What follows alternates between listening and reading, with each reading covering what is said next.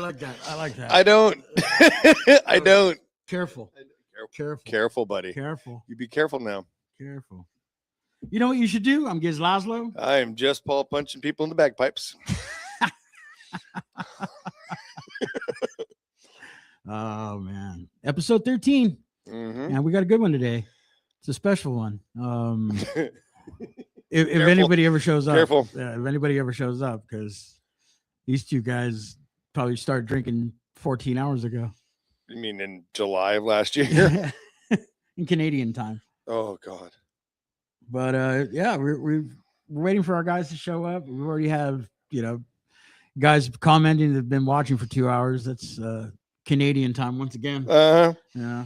Again. By the way, happy fucking birthday. Thank you. Here's to the Gizz birthday time. Blink. Number 55 today. Yeah, and that's in Mexican numbers, so 78.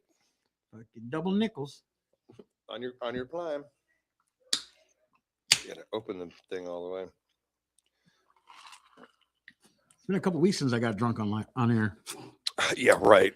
It has been. Mm-hmm. I didn't get drunk last week or the week before. I've been drunk this year. No?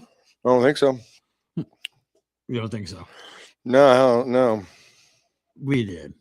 We had to get drunk sometime this year. No, not after when I did quit. We do sassafras? That was last year. Was it? Mm-hmm. No. Yeah.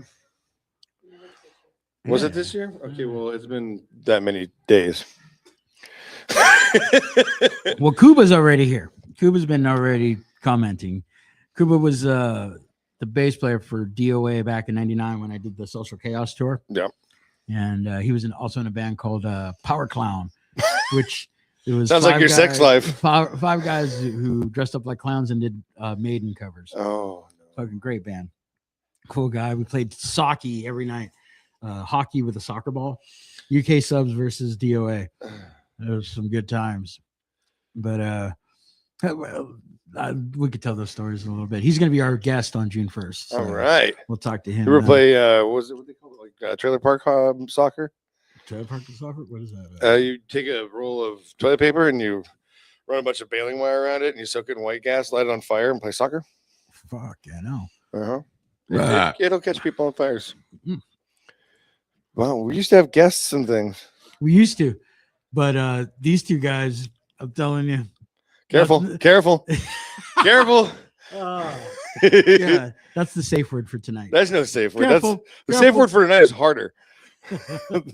Say it again. Harder. Cuba was also in the Sweaters. Is it sweaters or I can't see. Sweaters. Not Sweeters. It's okay. Sweaters. And anyway, how was your week? It was pretty good. Getting stuff accomplished, pulling in work, doing the best I can. No, not too many complaints. Got the house clean, got some more shit on the walls. How you doing? Good. Friday, released 2 records, the new Screw Tape record, The Rise of Ravana, and also the new Wormwood record. Yeah. Hold on a second. We got a call coming in. We have a call. Now there's technology. Hello. Hey, buddy. How you doing? Good. How do I connect to this podcast? Careful. Yeah. In the message I just sent you, there should be a link right above that last message. You just sent me a message? Yeah. On Facebook Messenger. On Messenger? Yeah. On Facebook? Yeah. Okay, hold on. Technology is working for us, everybody. This is what Chat Don't PG does. I don't see the. Is it Facebook or Facebook Messenger? Facebook Messenger. Okay. Also, this is what the older generation looks like, kids. Stay in school. You didn't send me anything. I said, how do I connect? You didn't respond. There you go. Let's see.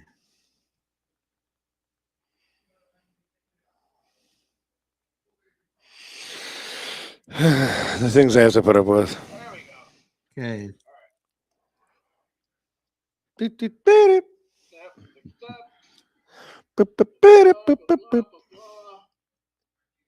Your display name? Yeah. Oh, wow. You're already further than I thought. From you or So what do I do? click? Click where it says here's the link to join tonight's podcast, StreamYard.com, and then it has that code in there.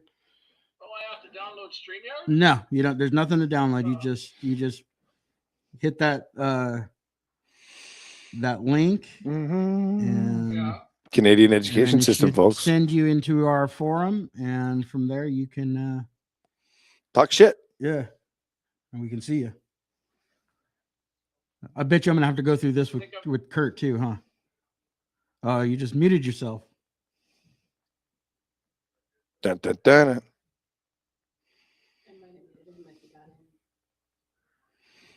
I don't see him. Well, back to what I was doing. Control Alt Friday, Shift. Oh, something's there happening. There we go. I got my 2 new records that came out on Friday, so they're up on Spotify and all that bullshit, and you can listen to them. There's a lot of good feedback so far. Right on. And then this weekend, we got a run of shows, 4 shows in 3 days with Wormwood. We're playing up the street here on Friday. Highland at Park. the Music Garden LA. Then Saturday we're playing at Smoky Sermon Barbecue. And then that night we're playing at Docks Inn in Newhall. And then Sunday we're playing my annual big ass fucking show in Palmdale at Transplants. Yeah, kick it on. Careful, we got some. Careful, this is a guest coming in. This is gonna happen. All right, here we go. This is not my fault. It is always your fault. Hi, everybody. Hey, buddy. How you doing? Good. How you doing?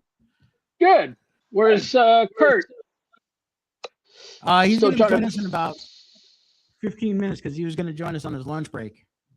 He's being careful. Okay. Yeah. It's a little late for lunch, isn't it? That's what I said. Well, he works 3 to 11. So Which Oh, time? Like who? oh. What 11? It's more. he works night. So. It's more of a Oh, dinner nice. break. Nice shirt there, buddy. Hey, happy birthday, buddy. Thank you. Ta-da. I'll drink to that. Yeah, me too. You got to So what's spend. going?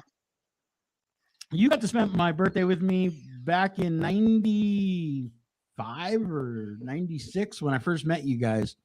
The Mackenzies. I didn't know you until 99 or 98. Oh, No, Yeah, we- well, I wasn't even in the Mackenzies until 99. Really? Yeah. So then it was that summer or that spring that I met you guys at Yeah. Spaceland. And then That's right. You guys spent the night at my house, and the next morning you got the call from Joey Shithead that you were going to do the Social Chaos tour. And That's right. I wasn't even planning on, doing anything. And then a couple weeks later, I got in the UK subs, and That's I right. met you in New Orleans. And New you were like, Orleans. "What are you doing here?" You were playing. That's right. You were playing for UK subs, and we. Yep. And we partied hard. Sure. Yeah, we sure did. I had a voodoo doll. I lost a voodoo doll of myself. I found a voodoo doll in a gas station that had the same kind of kilt that I happened to be wearing, and I bought it and I took it with me, and then I lost it in New Orleans somewhere. So I think that some of my bad luck from the last 20 years might have come from that situation.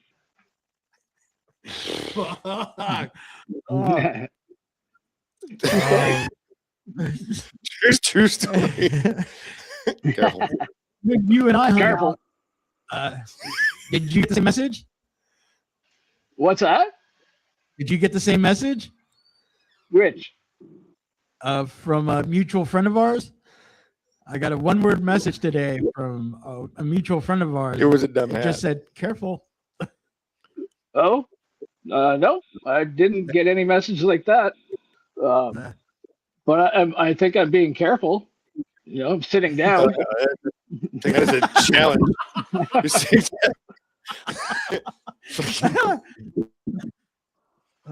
Yeah, I don't think I want to mention who sent me the message until it comes up. Is there like a is there a It's gonna come. bomb? Is there a bomb threat or something? Like, am I in danger? Did he ever bomb the stage? I don't know. Oh god, yeah, actually, that happened. Your former Really? Oh god. Oh well. I guess it'll be a surprise. Oh no. But let's get into it. I mean, now that we got you here, Yeah. when did you? See, I interviewed you probably 4 years ago on my first podcast. That's right. And and then a couple years ago, we hooked up in Vegas at Punk Rock Bowling. Like you guys had sex? No, we didn't. Did we? We didn't. Not drunk. Uh-huh. I had a voodoo doll though. You told me to meet you at this pub, so I went down there, and I'm like, "Where the fuck is Gizz?" And I'm like calling you and calling you and calling you, and you're up there singing, and I didn't realize that. And you're like, "My fucking phone won't stop fucking ringing." You remember that? You were singing some karaoke song, and I was calling you profusely. Yeah. Anyway. Yeah, true story. I was singing and I just kept ding, ding. That's right. Ding. What were you singing? It was Wormwood. I was on stage with Wormwood, and it was at a Gungan event. And Johnny showed up, and I was sitting there, singing, and I kept looking up, and right in the back corner of the bar outside, he was just looking out, like waiting for me to show up or something. You're hard to see with a oversized crowd. Beard, and he's drinking, and I finished the show, and I came up behind him. It scared the hell out of him. me. See, you came up behind him. Yep. Careful. And then we hung out. We hung out all night, but that's when I got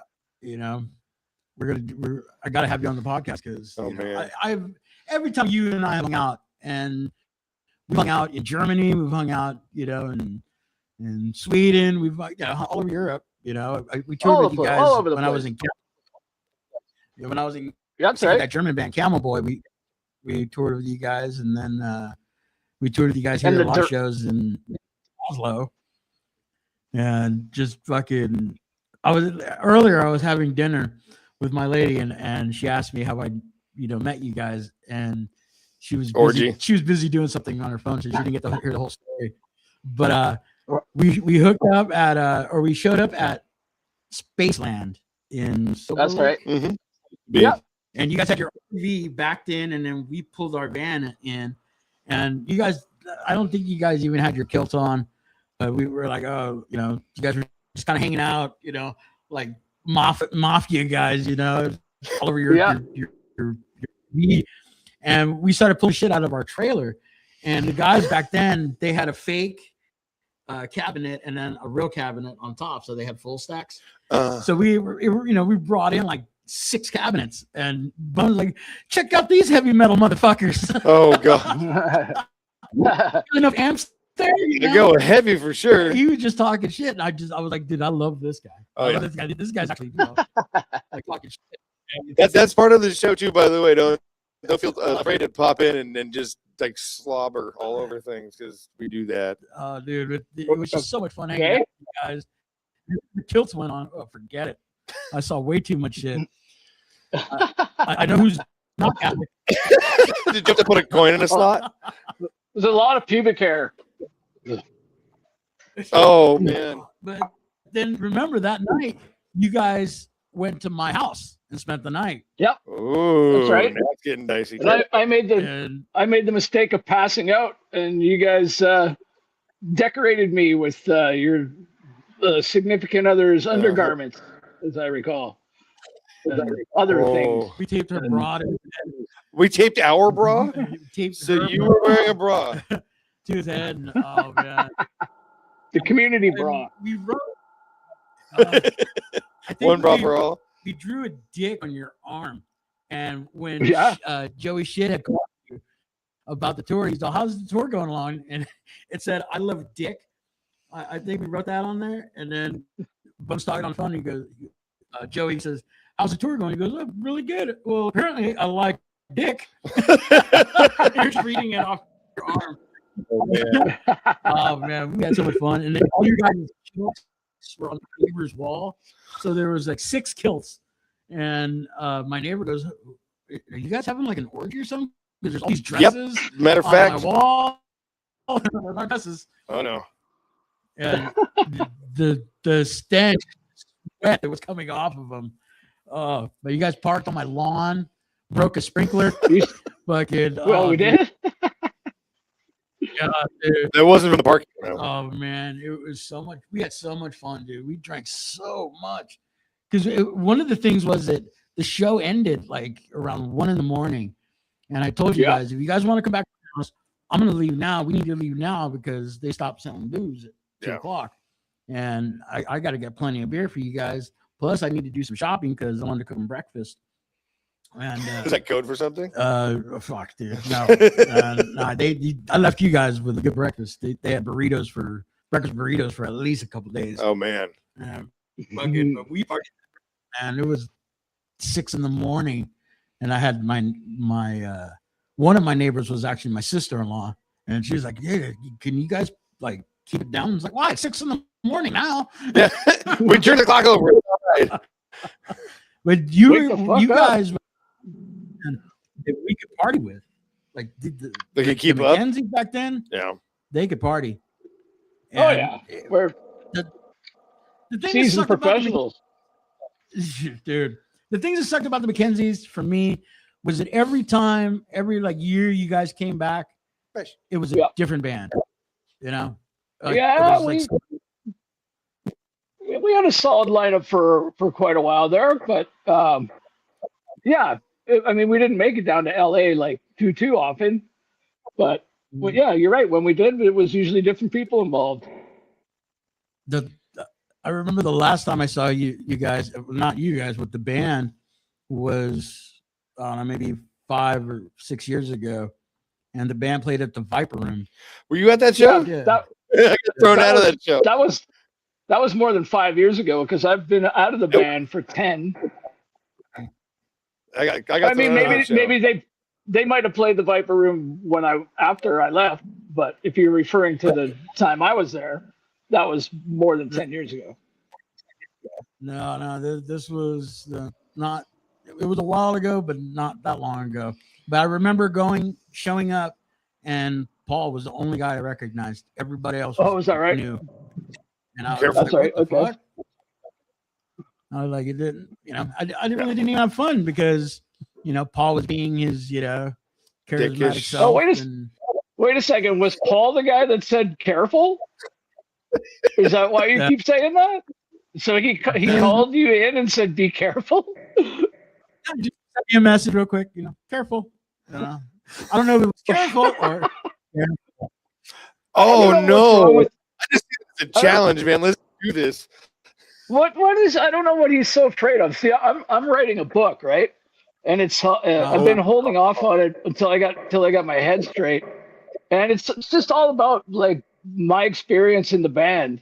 And I mean, me and Paul were friendly up until I told him I was doing that, and then he, verbally attacked me, and I don't understand what his deal is. Like, what is he thinks I'm going to like say something that. I'm going to out him for something or accuse him of something. Like, come on, man. The Paul doesn't understand is that, I fucking love the guy for one, and I couldn't have done any of this without him.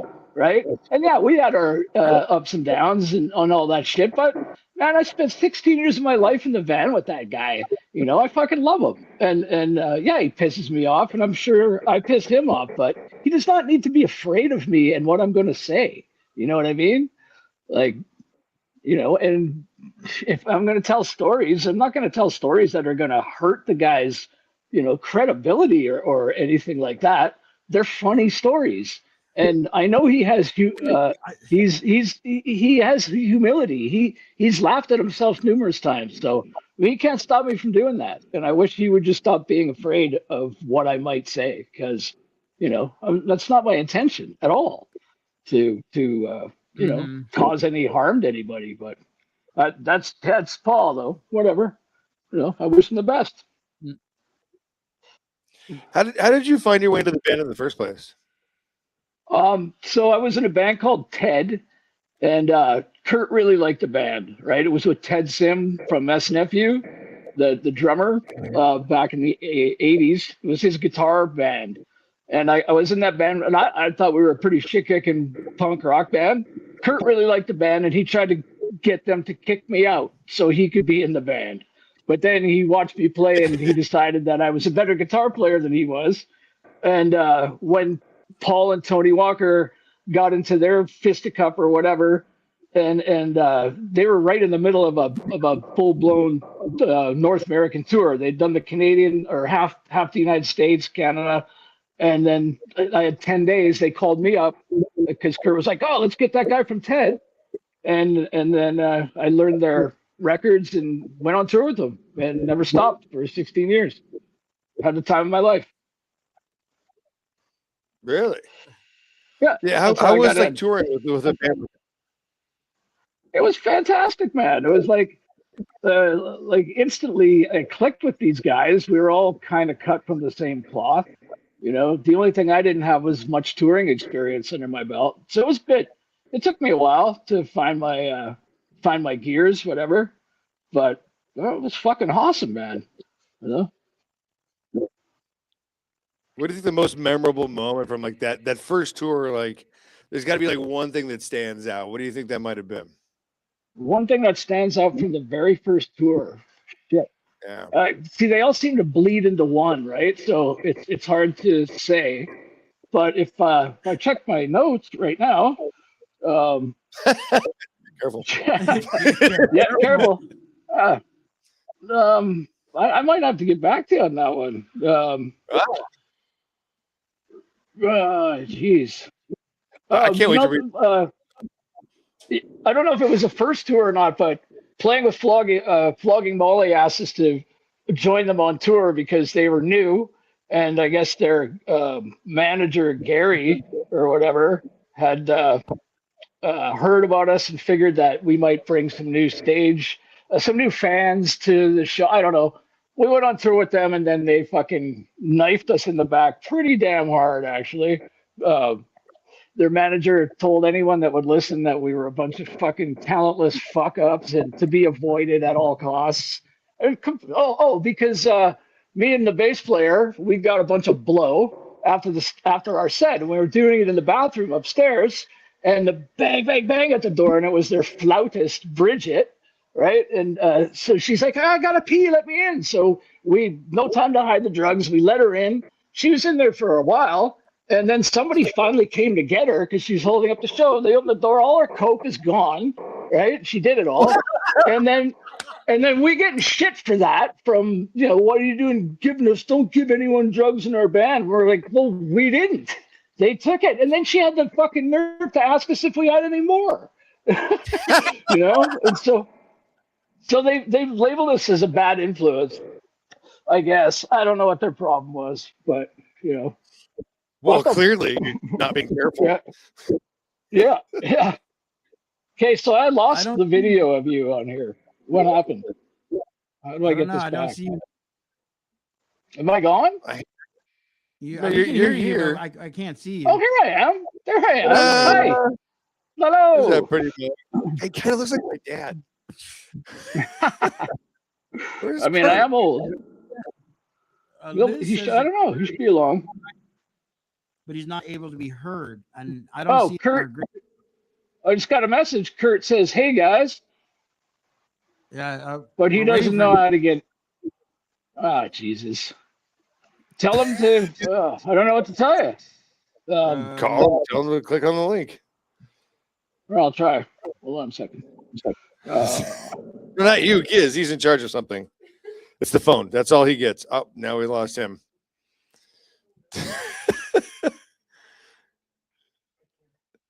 Phone's gone. He's gone. Fucking Canadian technology, eh? You got to put a Kreller in the slot, bro. Fucking hosers. Well, in other news, I did discover a new band that I think everybody should listen to. Oh wait, he's back.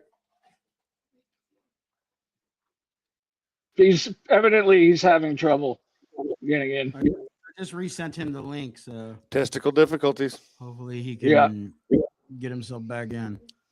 Yeah, he's not very technologically inept. So anyway, Kurt and I went to. He has this band with Liz called the Shit Talkers, right? And I went to see them last spring at the Cobalt in Vancouver, and me and Kurt started talking, and I was talking about writing a book, and I thought it would be fun if Kurt and I like co-edited a book, my version, his version, sort of thing. And then we were like, hey, you know what? Gizz does his podcast. Let's be on that podcast together. And he's trying. Gizz? I don't know where he is. What's that? You know. And then you got the name that everybody's worried about. Careful. Well, why don't you send Paul? If Paul's watching this right now, why don't you send him a link and get him on here as well? And then he can make sure. Oh Lord. Is he? I don't know if he's watching. I can't. Everything keeps changing on his screen over here. Is there anyone watching? Yeah. Oh, good. I can't go back to where. Is one of them named Paul? This is like old guy dad technology. How do we get Kurt on here? I don't know. Well, he's got to push the Whatever. link and stuff. So when does the book? Oh, he's gone again.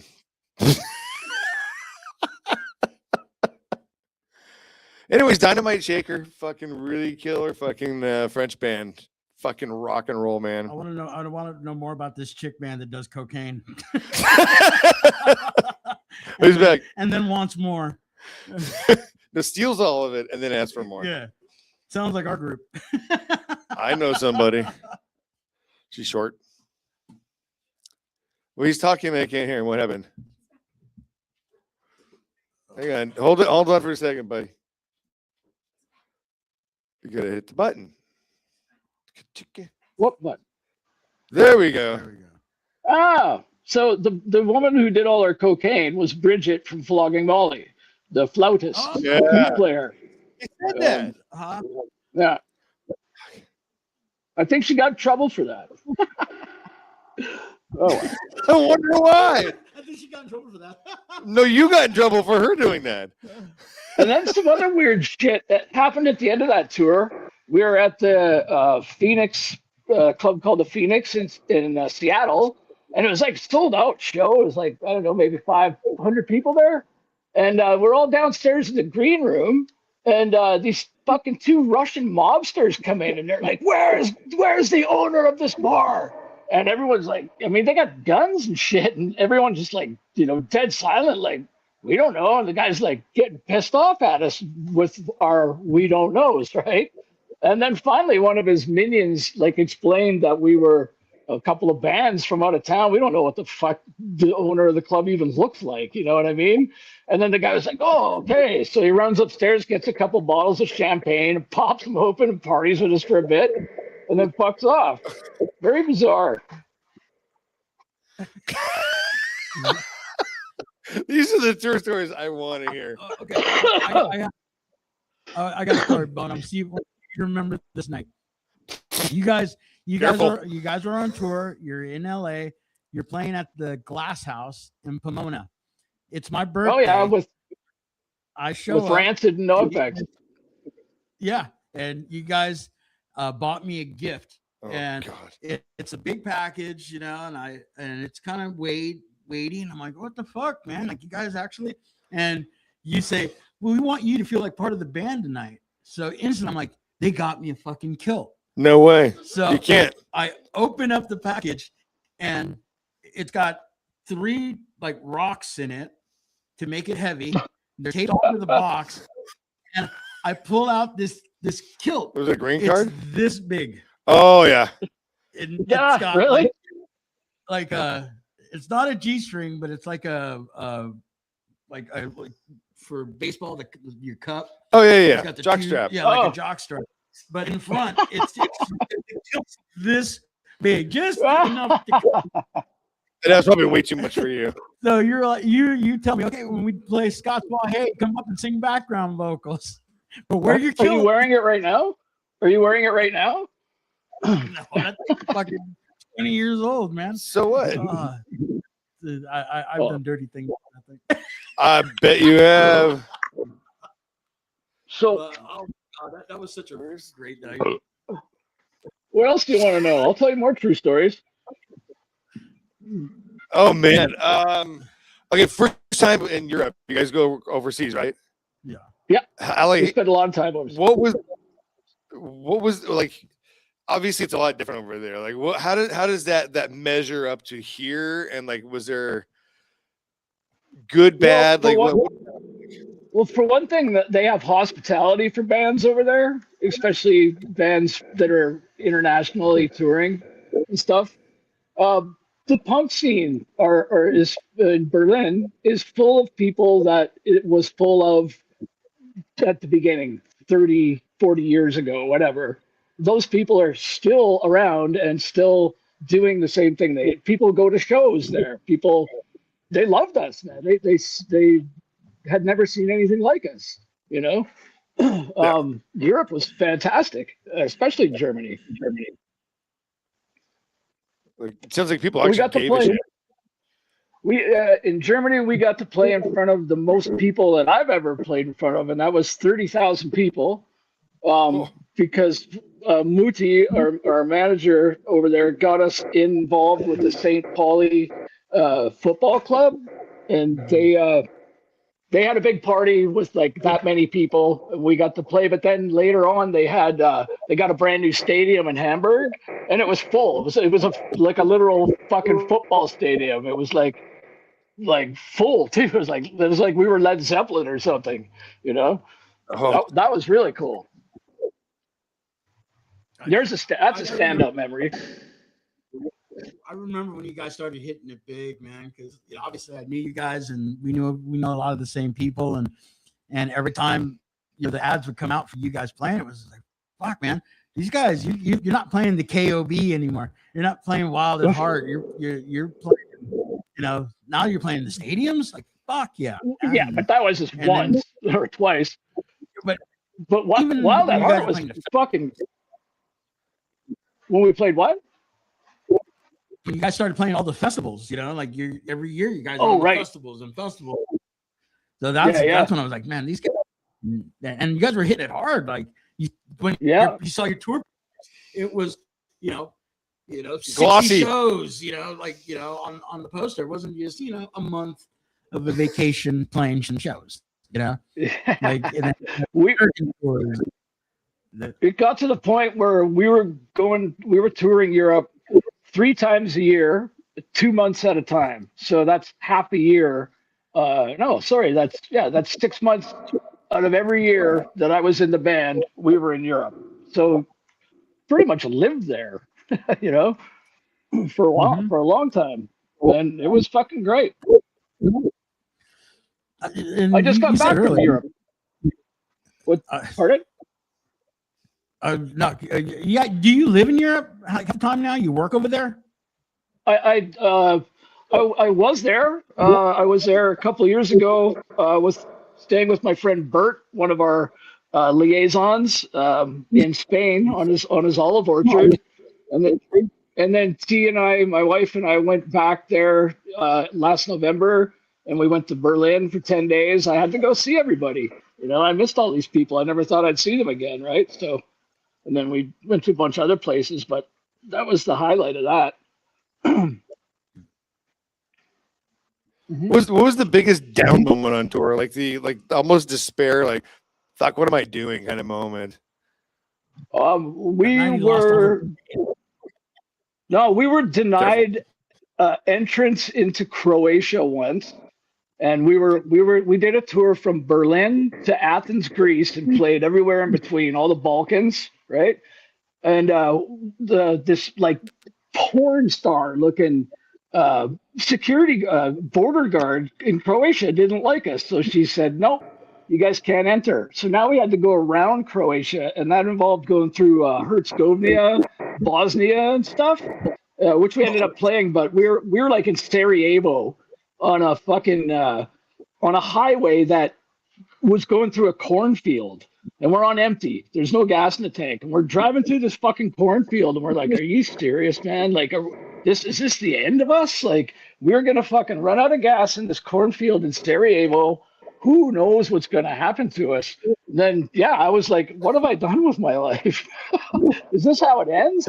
And then all of a sudden, the corn ended, and there was a tiny little shack with a gas pump. And there was a guy with a rake made of twigs, and he was raking the sidewalk. It was so surreal, man. It was like being in a fucking I don't know, like it was like a a Salvador movie or something. Very strange. And we got held up by a funeral procession that was full of like little hobbit-looking people all dressed in rags and stuff, and they were carrying a casket above their head, and we were forced to like drive behind them for a while. That was a pretty intense trip. The promoter in Bosnia, he was missing half of his ass and half of his arm because he got blown up by the Serbs during the war. And we got to eat at the presidential palace that they just sprayed with bullets, and you could see the bullet marks in the facade of the building. It was pretty cool. It's been intense and a bit sad. Well, yeah. Mhm. The history, the history that you see when you tour Europe, man, and then you're touring through these little towns, like you're just like, what the fuck? One of the most disappointing shows that didn't happen for me was in Czech Republic. I was with the Freeze, and we were supposed to play in Budvar, which was where Budweiser comes from, the original Budweiser. And I was so excited for that show. And the night before, we're in Prague, and our manager tells us, like, "Yeah, you guys can't play tomorrow night." And we're like, "Why not? You know, I still want to do the show." "No, there's a Nazi rally, and we need to keep you guys way away from there, especially you." And I was like, "Not that dark? Well, come on, for white." Nope. Apparently, we experienced the same sort of thing in Moscow the first time we went there. There was like some big Nazi skinhead guy with this gang, and they really wanted to. They were trying to get into the show, but the security wouldn't let them in. But fuck those guys anyway, you know. We've run into Nazis before in the States, in St. Louis. We were there once, and we walked in, and our bagpiper then is Aspie. He's still in the band. And he just right away spots the swastika on this guy's leg, and he got real fucking bummed out. And we was like, "Oh shit," you know, there was a bunch of them, and they were idiots. You know, just the things they were talking about and stuff was laughable. And we didn't know which way the night was going to go. And then all of a sudden, I got picked up from behind, lifted off the ground, a fucking bottle of whiskey dumped into my mouth, and by these 7-foot tall fire brigade from St. Louis, and they're all real Mackenzie's fans. They're all wearing kilts, and the Nazis just fucked right off. They knew that the night wouldn't go too well for them if they hung around, you know. And but you know, fuck Nazis. Do you remember the night we played in? I think it was Cleveland, Ohio, and it was on the Social Chaos tour. And Mickey Fitz, business, he came over. He calls me over and he goes, "Hey, go back into the venue. There's going to be some issues out here." I go, "Gonna be?" And he goes, "Yeah. There's a shit ton of Nazis here, and I've already called in. Some people, and so nothing happened.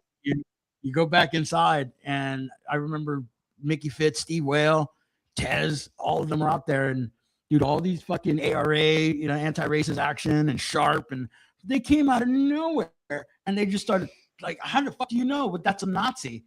You can't tell by the swastika." dude, I'm not really looking, checking. You know? Yeah, Like, you all were. I see is just skinheads. And he goes, well, a lot of the Nazis are wearing red bomber jackets. Yep. You know, and I'm like, oh, okay. And then the laces, you could tell by that. It's like, oh, fuck, man, that's a lot to learn in a few seconds. In a short period of time. But they were beating the shit out of Nazis, man. Oh, yeah. And like they had Do you remember the like a 10-mile radius. Do you remember the show in Columbus on that same tour, the Social Chaos tour? And we were with DRI, and they wanted. Remember, the venue wanted 10% of every band's merchandise for selling it inside. So DRI was like, "Well, fuck that!" And they pulled their U-Haul truck into the compound, and they were selling merch out the back. And so I forget what happened. Something else. Oh yeah. Meanwhile, there was a band called the Lower East Side Stitches from New York City, and they were on the tour for some reason. They opened it. It was their last night of the tour, and they went into the office and they dumped glue in all the computers and they trashed the place. And so the promoter was like, "Okay, any band that played after 8 o'clock is not getting paid," because 8 o'clock was when it happened. And that meant Joe Shithead and DOA was not getting paid. And Joe was like, "Don't grab that fucking mixing board." And I'm like, "The mixing board is like 5 times heavier than I am, man. I'm supposed to just grab this mixing board." And so we went to DOA's van, and and then that's when we found out what was going on with DRI on the other side. And so we pulled out 40 hockey sticks from the DOA's van and armed everyone with hockey sticks. And they all the fucking staff and all the bouncers, security, they ran inside and they barricaded themselves inside until the cops showed up. And the cops showed up, and then they got all of a sudden the cops got an APB and they all fucked off. And the APB, it turned out, was for the same club that we were just at. It was man, a lot of surreal moments. Like you wouldn't believe them if you weren't there. Why did you have 40 fucking hockey sticks? Canadian. Because that's what DOA tours like that. You never know when a hockey game's going to break out, right? Oh my God. Every night it was DOA versus UK. Remember, it was hockey with a soccer. Yeah. And dude, that's Charlie Harper, man. Bless that guy's heart, man. He just like not running, kind of jogging around, and he kept hitting people above the belt, And Jay, man, no, you got to keep below the belt. Oh man. Oh man. But every night we played soccer with you guys, man. It was so much soccer. fun. That's right. Soccer. Did you drink Charlie while playing Harper? soccer? Careful. Now I have to be careful because I can't tell the soccer story about Paul. So don't bring it up, okay? See, Paul, I'm being careful. It'll be in the book though. He's not watching. Is he watching? But it's funny because I kept I thought I was writing to Kurt, like here's the link. Here's the link. Where are you? And then I look and I go, oh shit, that's Paul McKenzie. So, oh yeah, you said is he gonna join? I don't know. It said 12 or 15 minutes ago he was online. 2 hours ago. Well, that'd be nice of him to join in. I haven't talked to Paul in a while. Neither have I. I think he thinks I have some animosity. I think Paul thinks I have some animosity towards him, and I don't. I'm not a big fan of some of the more narcissistic personalities that are currently in the band, but it's got nothing to do. I listened to some of their new record, and I like it, and I'm friends with all those guys, except for one, and I wish Paul well, man. I wish Paul well. That's all I got to say. I don't know what he thinks, but I know he loves me too. So, you don't spend 16 years in a band with somebody like that. And when I left, it was on good terms. I just didn't want to do it anymore. So, what was? But I still support those guys. I never shit talk them. I always got something good to say. I like their new stuff. What more do you want? I'm not a spiteful man. How many albums has it been since you've been in the band? How many albums have they done since then? I'm not sure. Yeah. A few for sure, like 3 or 4, I think. But Mm. Yeah, Lazlo only did one record without me, and then that was it. yeah. They found success. Shut up. Yeah. And there's only one song that just rubs me the wrong way is Chip. I can't stand that song for some reason. Chip. Is that right? Wow, maybe it's overplayed. I don't know. Maybe it just, I was like, what the fucking Chip motherfucker? I want to kill him. See, that's another thing I appreciate about Paul. You know what? How about this? Let me talk about Paul for a few minutes. Let me tell you what I appreciated about Paul.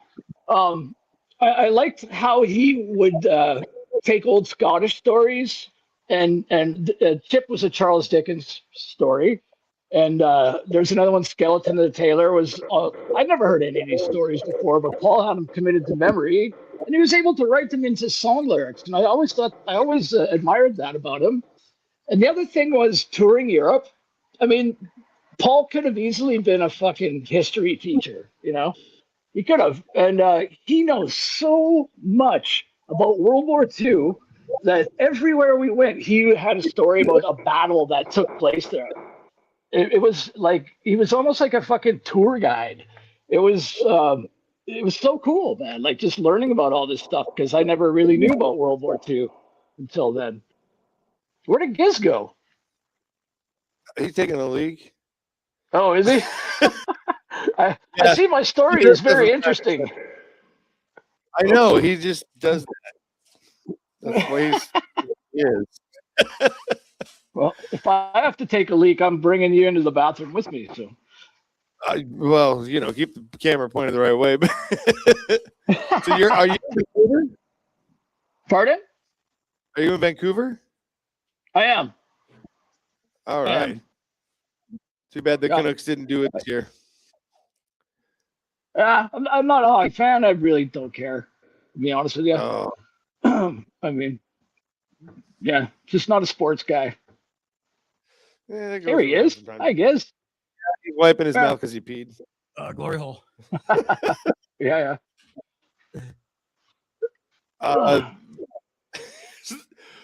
Fuck. Strangest moment on tour. So everything so far has been pretty surreal. You're talking about. I mean, I can see that, but like one of those moments where you're just like, what in the fuck? Like on stage, even like run that out. Like you're on stage and something's going. Like I mean, somebody shit themselves or fucking you're getting shit winged at you. Fuck. Oh man, it's been so long ago. It's all a blur. I wish I had time to sit with these questions, and I could think of some stuff like, I don't know, like there was playing the Download Festival at Castle Donington, and the band before right after us on stage is a surprise band called Everest, and it turns out it's Metallica, and they're doing a secret show, right? And they fucking throw us off the stage immediately, and they're being real aggressive about it. Hey, get your fucking shit off the fucking stage! You know, the amp's still on, my guitar is like still making noise. And we get thrown off the stage, and I'm like, oh, fuck, I hate Metallica. I really do. And after meeting them, I dislike them even more. And so rather than that, I look across the field, and I see Paul. Paul's been cut off by the bar staff, and he's got red wine lips. It looks like he's got a big clown mouth. And he's fucking taking the plastic lawn furniture and chucking it at the bartender over the bar. And I'm like, I'm going to watch that. That's entertainment. Fuck yeah. Well, okay, mentioning that, I know you guys played all these fucking festivals. What's the one band that you were like, what the fuck? We're sharing the stage with these guys? Like Metallica. We played with Zakk Wylde once in not at a festival, in Holland somewhere. I'll tell you, one of the fucking highlights for me was playing the same venue in Eindhoven, Holland, as Ronnie James Dio. He was playing upstairs, we were playing downstairs. And we watched I get into the elevator, right? And we just finished sound check. And in the elevator gets Rudy Sarzo and then two other members of Dio's band. I'm not sure who they were, but they're like wondering what floor to get off on. What floor do we go? And I'm like, well, do you guys want to eat or do you want to play? And one of the guys looks at me and goes like that, right? And Rudy Sarzo was like, oh, we want to eat. So I knew what floor to go. I told him to go to that floor. And afterwards, me and my wife was there, and little Joe Raposo, and I'm like, I'll bet you any money that Ronnie James Dio is in the green room upstairs. So we go up there, and sure enough, there he is, and he's just standing there talking to two people, and they split, and he's like, yes, next, and so I start talking with him, and he mentions that they just went to Russia, and I'm saying, yeah, we were going to go, but we were concerned about terrorism, stuff like that. And he's like, let me ask you something. You like beautiful women? Yeah. You like good vodka? Yeah. You should go to Russia. And I'm like, Ronnie James Dio said we must go to Russia. so we went. But then right just after that, as we were leaving, we're walking down the gangplank, right? This ramp. And little Joe jumps on his skateboard and he's skating down the ramp. And then those guys appear again, Dio and his band. And the same guy that blew me off in the elevator, he goes to, turned out to be the keyboard player, right? And he's bugging little Joe. He's like, oh, hey, dude, let me go home and get my skateboard. And I go, don't you mean your keyboard? And Rudy Sarzo like doubles over laughing at this guy. And this guy's just shooting me daggers, right? It's so funny. Did you guys ever do any festival with Maiden? No, we never played with Iron Maiden. No. I would have remembered that. Geez, man, I can't believe that I'm drawing blanks on all these questions. They'll come to me. Let's next question. So when did you decide that you were going to go book style on this one and just write this stuff all out and idea it and kind of, run this collection out? When was that inspiration and how far along are you? So I've taken a few attempts at it. And honestly, at first, a lot of it was like apologies and explanations, because I kind of felt bad that we were always so fucked up and a lot of bands didn't respect us for that. And I'm glad that I waited because I've since realized that that's just stupid. And I just want to tell, like, I have a photographic memory. I do. I remember everything, all of my life. And it freaks people out sometimes. And I tell stories. People are like, dude, you got to write these down in a book. And I'm like, actually, I should, because I'm not a bad writer. I got a good sense of humor. And I remember all these fucking stories. So, and it's worthy of a book. It's worthy of a good read.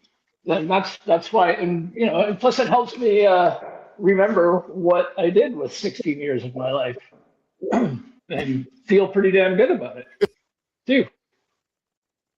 And fuck all those haters, man. So when was that? God damn, careful. So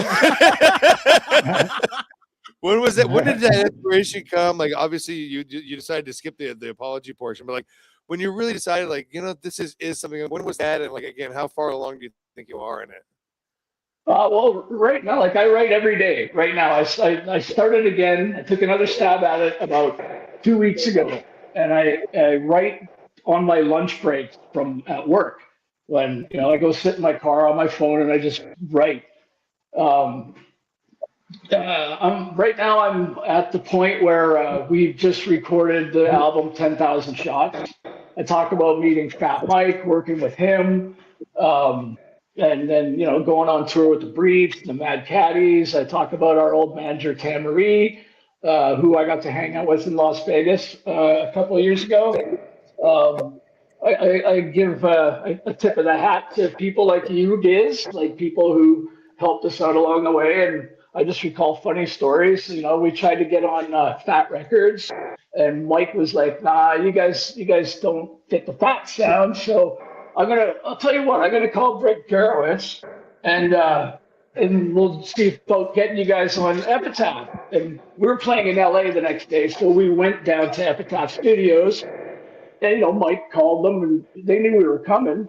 Matt goes in and plays his bagpipes. We're fucking shit face wasted, eh? And been on the road. We're fucking weak, and like everyone right away got kind of really annoyed at the bagpipes because I guess it was on their lunch break or something, and we ended up getting kicked out.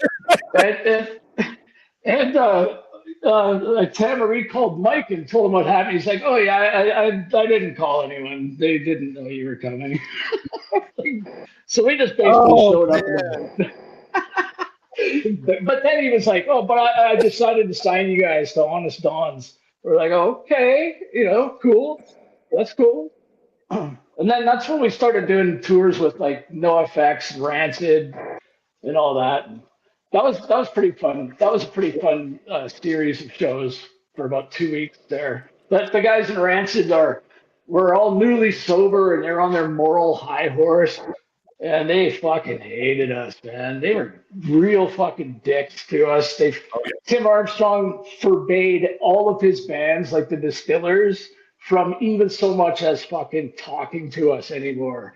Like it was pathetic, honestly.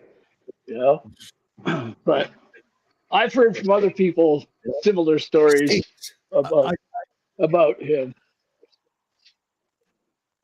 What's that? I got another story for you. Another story for you. It was on the Rancid NoFX tour. You guys were the opening band, and you guys were playing at the Hard Rock Cafe in Hollywood. And I think it was you called me up and you said, "Hey, we're in town. If you want to come down, there's no room on the guest list, but we can get you in as drum tech if you want." And I was like, "Fuck yeah!" Cool. And I knew your drum. I couldn't remember. I can't remember. It was the little blonde guy. And I drove down to Hollywood, and I showed up right before your sound check. I helped, fucking get your drum kit in there, help set it up.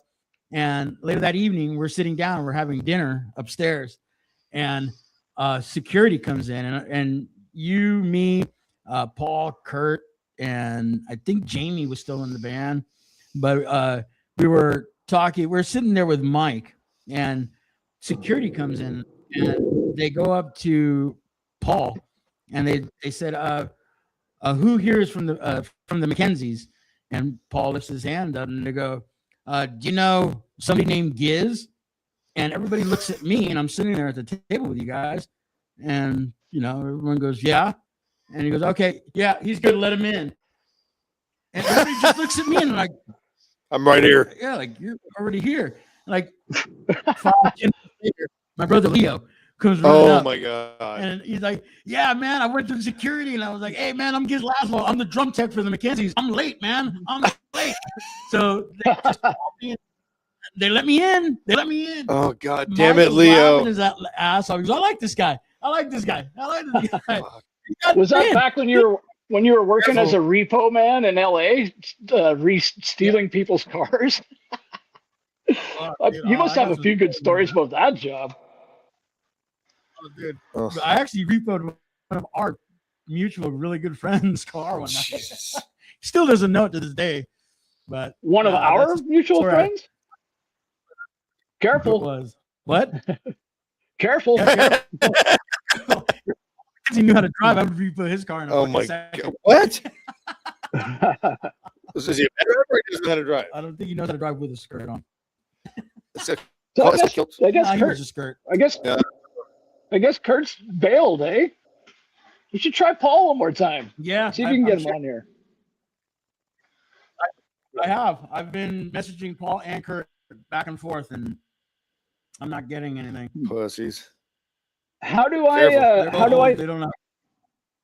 How do I see who's watching? How many people are watching? Right now, 7. We've had as many as I think 12. Yeah. Oh yeah. Yeah. Yeah. Most of the people who watch our show is after the fact. Oh yeah. Okay.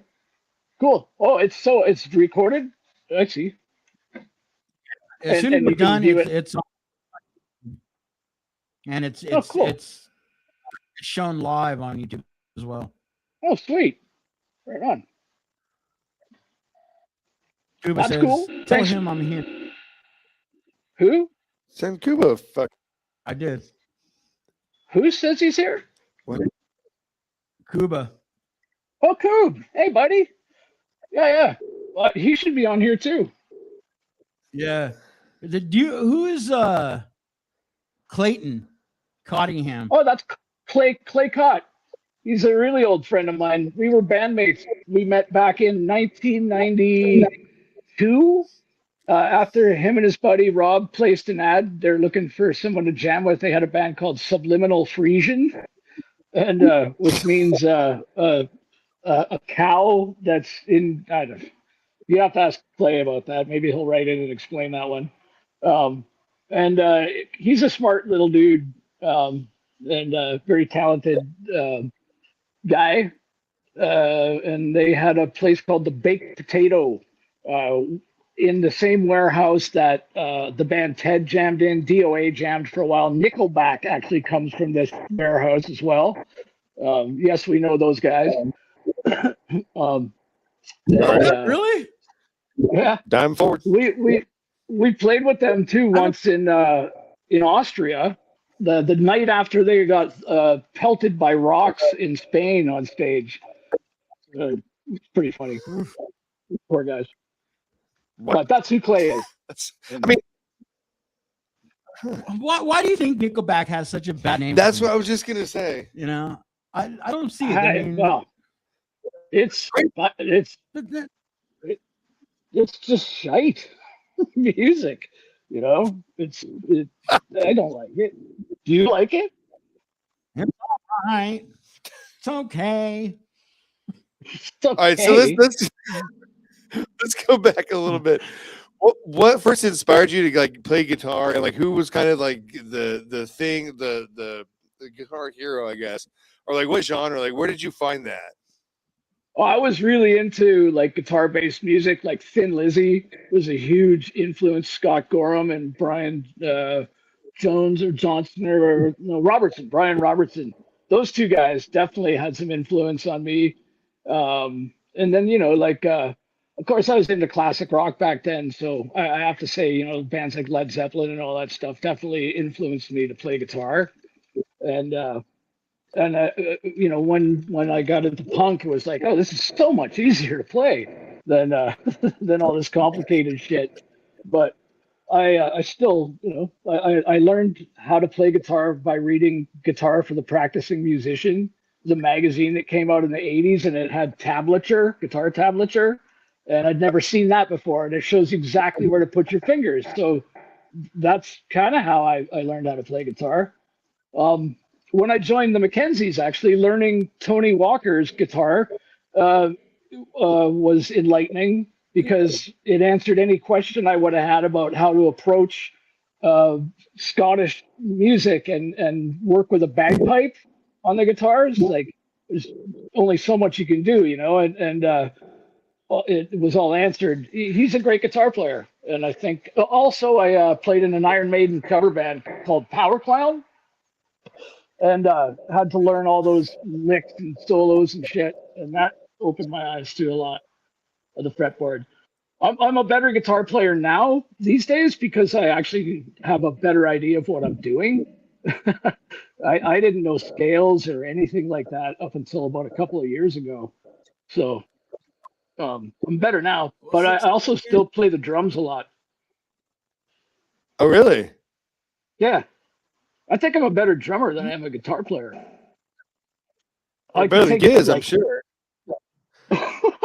Oh, don't say that. I like to take an obscene amount of mushrooms on the weekends, once every weekend, and I have an electronic drum kit downstairs, and I just fucking wail on it for hours. And I've gotten pretty good. I don't know if I'll ever play in a band, but I don't want to play in a band anymore. I did that. What's your preferred guitar and setup? What's my preferred guitar? Yeah, your guitar, What your kind of setup. guitar? Like when you're in the Mackenzie. Oh, I what was kind of always guitar, a what kind of amp? Gibson guy. I had an Explorer that is now at the Punk Rock Museum in Las Vegas, along with my kilt. And I had a Gibson Les Paul. But these days I'm liking the Fender Telecaster a lot. Yeah, Yeah, Telly's in the shit, baby. What kind of amp do you Tellys like? are the shit. Um, I like the Black Star series, Black Star amps. They're good. Are you familiar Right?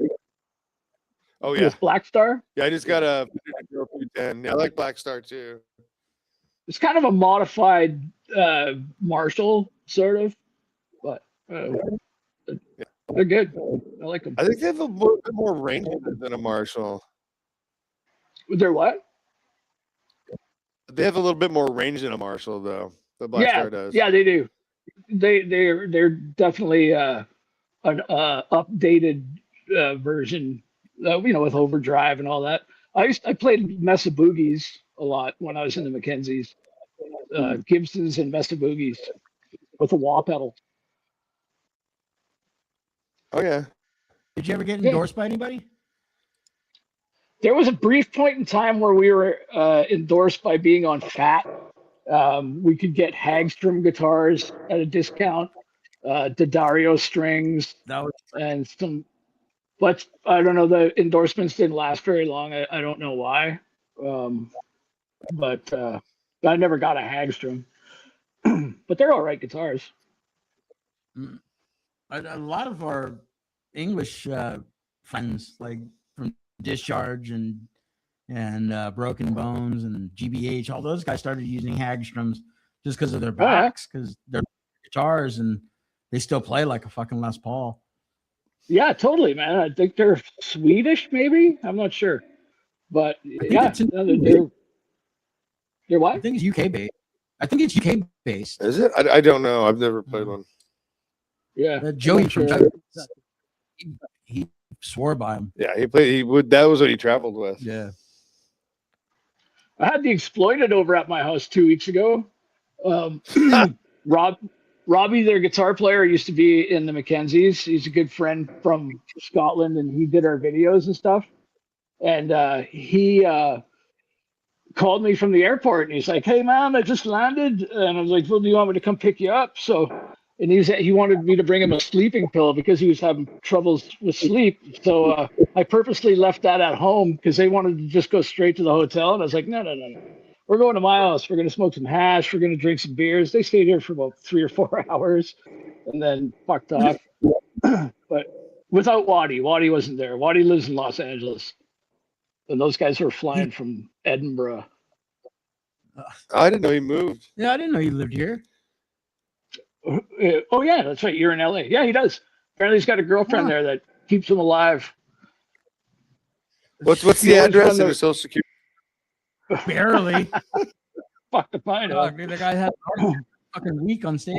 No, this is a stroke, wasn't it? I know. I wasn't even sure if they were going to make it to Vancouver. That guy has fucking 9 lives, man. That's the Yeah. that's the cat of punk rock right there, man. We were taking bets on whether or not his mohawk was real or like a press-on mohawk that he, takes on and off every night.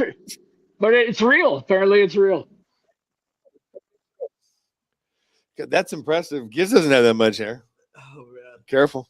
Shut up. maybe on your back. 55 is all natural. On right your- here. yeah. Back. That's a 5 head. That's officially a 5 head. 55 head. So let me get this straight. Paul sent you a message and said, "Careful today." Yeah, this morning. What the fuck? And no other explanation. Like, Just careful. I just want to know about what. Like, what did he think? he's paranoid. I don't know why. I really don't. I mean, the whole guilty thing, that's a Shakespearean fucking faux pas. Like, methinks Lady Death protests too much. Back, I don't know, maybe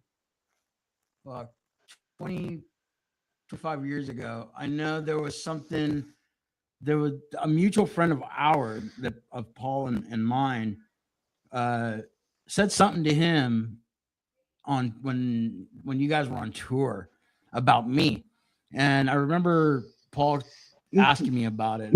Like, first of all, I have no idea what you're talking about. Second of all, I don't know why you're chiming in on this. It has nothing to do with you, and not like we had any bad blood because I've seen him many times after that. But I was thinking, is he, is that one of the reasons he doesn't, like, I don't know if he was talking about me, if he was talking about you, if he was talking about Kurt. I know he doesn't. You don't. I don't know. I don't know. So not yet. It took me, I thought it was funny, but then as the day, grew and The Mexican guilt sunk in. Like, not even Mexican guilt. It was just like, what the fuck is he talking about? Like, like, I know. I think a lot of it stems from the fact that he's been attacked in the past and kind of recently. He didn't like Chris Walters wrote a book about us, and Paul was into it. And then after it came out, he was not into it, and he was upset with Chris. I don't know why.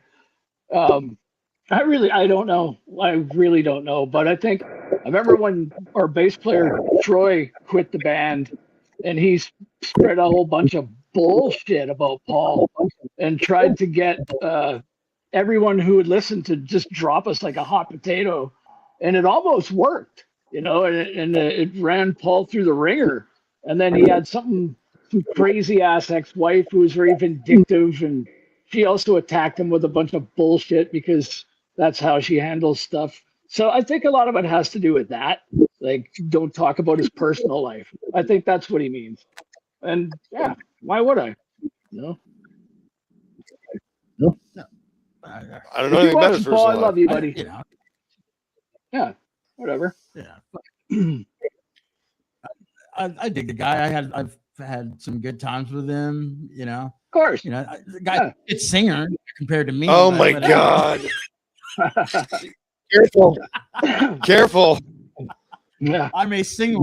I may look like the devil, but I sing like an angel. You look like a troll, and you sing like a troll. Birthday, well, happy birthday, Gizz! You fucking troll. Yeah. Did you? Happy birthday, Gizz. Cheers. So, any bands in your future? For me to be performing in? No. Well, or no. Playing with? No. You're done? No. I'm done. I've for the last 10 years, I've become a motion picture technician. That means sometimes I push a broom. But lately, I've been getting into the carpentry side of it, and been learning carpentry the last couple of years in IATSE. And so I'm just like completely focused on that. And it's a new thing in my life. I did music. I don't have the same yearning or passion for it that I used to, because when I quit the band, I was 45 years old and I didn't have any skills at all. So I was kind of I had a few rough years there where I had no skills, man. What the fuck am I going to do with my life? But I kept at it. And it's going good. It's going really good, and that's where I'm at. And I'm just trying to focus on that, and just don't have any desire to get up and play on stage anymore. I burned out the passion, I guess. Wow. So from one carpenter to another, do you guys working in metric? No, fuck no. It's all fucking inches. Nobody works in metric. I don't even know why they bother with that. Yeah. No, it's stupid. Yeah, I do anything. You're a carpenter? Yeah, I do the occasional stuff. Not with Hollywood necessarily, but we work kind of in that world. We do a lot of event work. So okay, cool. Flats are bread and butter. Like, they just fucking go. Right on. Down in LA, you mean? Oh, yeah. Right on. Awesome. Well, you're from Vancouver, aren't you? No, I'm from LA. Oh, I thought you were from Vancouver for some reason. No. That was my original co-host, Chris. He's asleep right now. Oh, okay. That's right. Well, cool. Yeah, we did a show. Well, I guess we've lost any hope of getting Kurt on here. I see. Yeah, I've been looking and nothing. Should have had a trial run with him. because I was he thinking doesn't about really. I was thinking about it, but then he wasn't chiming in. It was just Liz.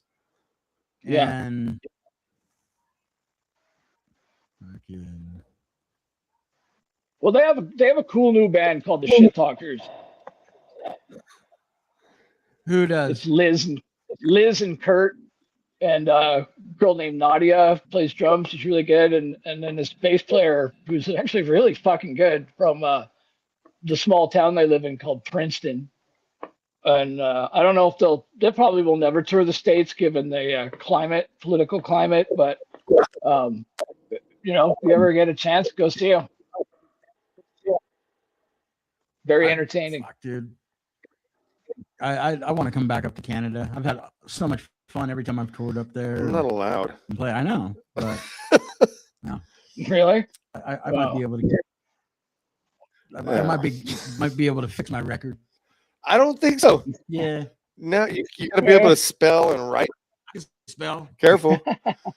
Careful. TH. L 7. So that's just, you know, I hear it from a lot of our friends like that have toured for, you know, 20 years that like, yeah, dude, I did it and I'm good. You know, if I never see a stage again, I'm good. Yeah, that's fair enough. Years into it. I can't give it up yet. I can't give it up yet. We all want you to. And That's cool. like for me, like in the beginning of the year, I was having issues with every band that I was in. They didn't want to play. They didn't want to, you know, there was all these little things. And this guy, he and I, we just started doing stand-up shows. So cool. at least I was still on this, and you know, we're just making people fucking laugh. And Well, I was. You were just there. Shut the fuck up. Dude. People were Careful. falling asleep. Careful. We should do a comedy live album called Careful. Careful, duo. That's funny. So what you saying? Oh God. What's that? Oh, I couldn't do that. I said, what's the name of my comedy album? It's called Careful Mackenzie. Careful, Mackenzie. That's good. Oh, God. Hey, Mackenzie Phillips. But I Got any other questions for me, guys? Huh? what's that? Do you have any other questions for me? I'm just still curious about the careful part of the conversation, man. You'd have to. Now that I have with Paul on Messenger, if he answers me back, I'm gonna have him, you know, come on the show later this year, and you know, we can talk. There you go. Because yeah, I have no beef with him, nothing, you know, bad to why say would- about the why- guy. And Why would you?